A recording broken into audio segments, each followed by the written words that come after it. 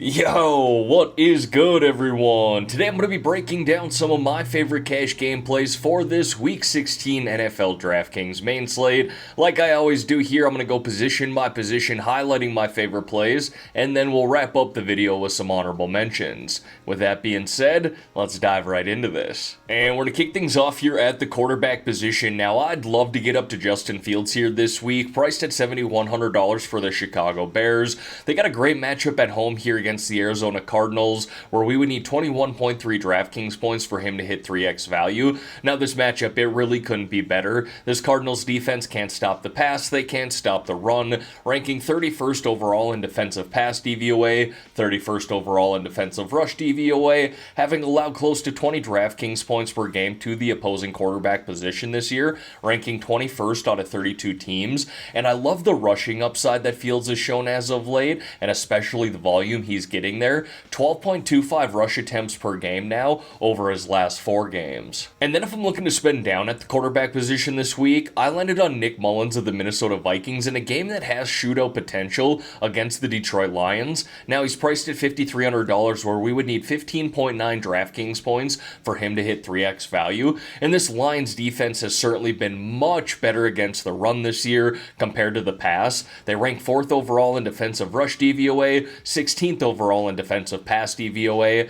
having allowed 23.3 DraftKings points per game to the quarterback position, the 3rd most in the NFL. And we all know that this Vikings offense is loaded with pass catchers, so Mullins is going to be able to work with Justin Jefferson, Jordan Addison, and TJ Hawkinson. Certainly don't mind that, especially considering this price. Now, moving on to the running backs here, and if I'm looking to spend up this week, it's Rachaad White for me of the Tampa Bay Buccaneers. He's priced at $7,400 in a solid matchup at home against the Jaguars, where we would need 22.2 DraftKings points for him to hit 3x value. Now, this is a guy who scored 16 plus DraftKings points in every single game dating back to Week 7, and I love the volume that he's been getting in this offense. It's even been better as of late, but on the season, he's averaging 19.7 opportunities per game, 93.1 total yards per game, and he's also got 8 touchdowns as well. And since Week 10, this Jaguars defense has really fallen off when it comes to stopping the run, having allowed the 2nd highest explosive run rate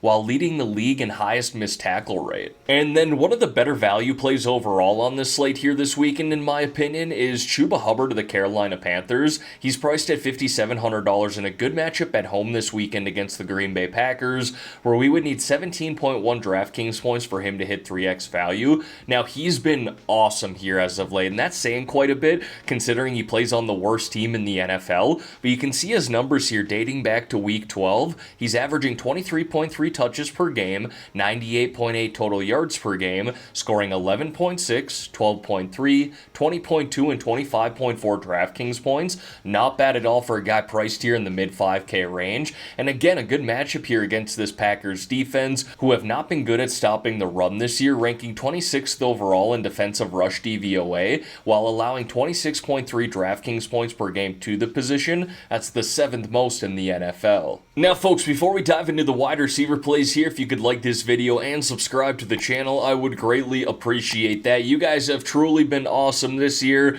I appreciate every single one of you who watched the video, like, and have subscribed to the channel. We're trying to build a brand here at GriffDogg Sports, and every time you guys help contribute to that, again, I really appreciate it. Now, when it comes to the wide receivers this week, there's a lot of question marks when I'm doing this video here on Friday, so I'm going to highlight 2 wide receivers that I like for sure when it comes to cash games this week, and then I'm going to talk about 5 honorable mentions at the end of this video and kind of talk about the scenarios going on there. So for starters, if I'm looking to spend up here this week, it's Justin Jefferson for me. I do like Amon-Ra St. Brown as well. I'll highlight him at the end of this video when we get to those honorable mentions, but JJ here at $8,100, it's hard to ignore that good matchup at home against Detroit, where we would need 24.3 DraftKings points for him to hit 3x value. And I know this is an expensive price tag overall, but it is rare that we get JJ this cheap. He's usually someone who floats in the 9K range, even dipped into the 10K range, so getting him here at $8,100 is a massive discount.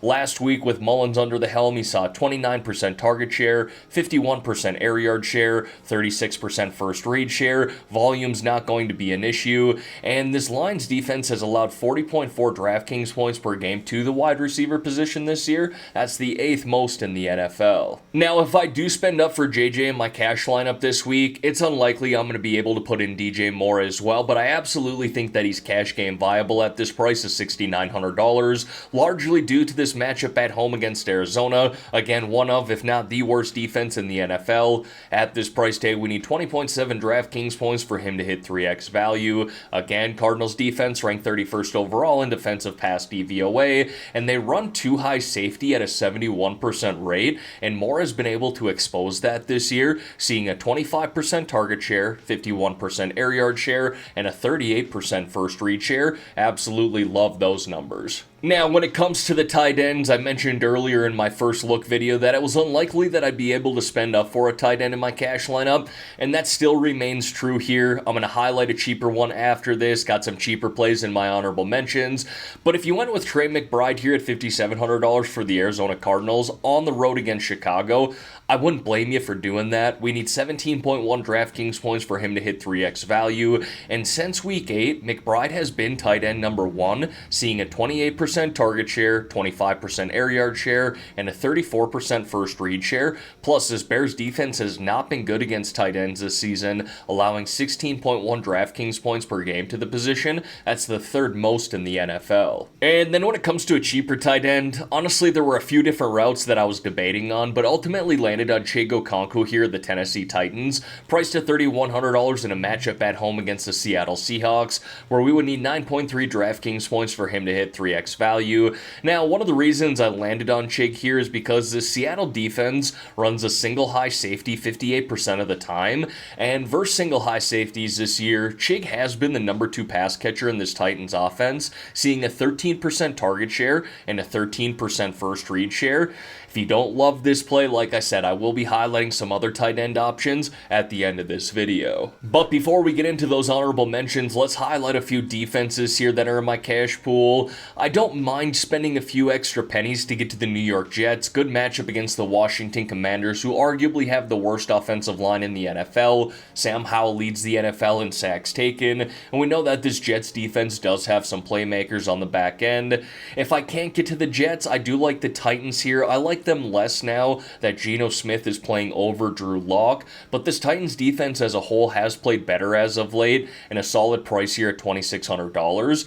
My preferred play would be the Bucks if Trevor Lawrence does not play for the Jags this week. Otherwise, I'll probably land on the Titans if I do spend down. And then to wrap up this video here, we're going to highlight those honorable mentions that I've been talking about, and I'm actually going to break this section into 2 different parts today. First, highlighting the quarterbacks, running backs, and tight ends, and then we'll highlight those wide receivers separately. Now, starting on the quarterback side of things here, if I'm looking to spend down, I also think that Joe Flacco's in play. The only reason I downgraded him here this week is because CJ Stroud's not expected to play for the Texans, so that limits the downside here of some shootout potential, but I do like the price there at $5,500. A couple of other running backs there, one being Jonathan Taylor. If Zach Moss misses this week, I do like Taylor here at $7,200. He would see a lot of volume, and kind of similar situation there with Ty Chandler, minus the fact that you'd be spending down. If Alexander Mattison does not play here this week, Chandler should see some decent volume, and he's sitting at a nice price there at $5,600.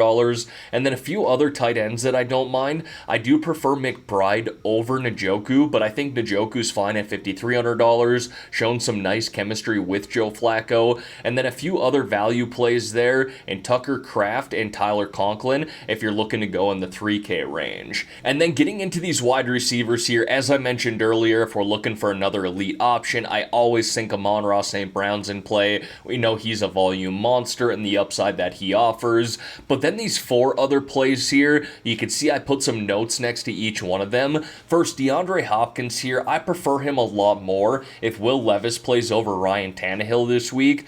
But either way, it is a good matchup at home against that Seattle secondary. A couple of Packers wide receivers there. Jayden Reed has truly been awesome in this Packers offense, but he has not practiced all week, so he's questionable heading into Sunday, which brings in Wicks here. It looks like Christian Watson's not going to play on Sunday. If Reed misses as well, Wicks becomes a really solid value play at $4,300, even though he is technically questionable as of Friday as well. And then Washington of the Jaguars qualifiers at $3,800. Being that Kirk is out, being that Jones is likely out, he becomes a solid value play. But again, if Lawrence is in here this week, kind of a similar situation to Will Levis, do I mind him either way? No, because the Buccaneers secondary is not very good, but obviously I like Washington a lot better if Trevor Lawrence does play. Alright everyone, that is going to wrap up this video here for today. As always, thank y'all for taking the time out of your day to watch the content here on this channel. If you could like this video and subscribe to the channel, I would greatly appreciate that. Let's have ourselves a great weekend here, folks. Let's win some money on this Week 16 main slate. And in the meantime, I'm out of here.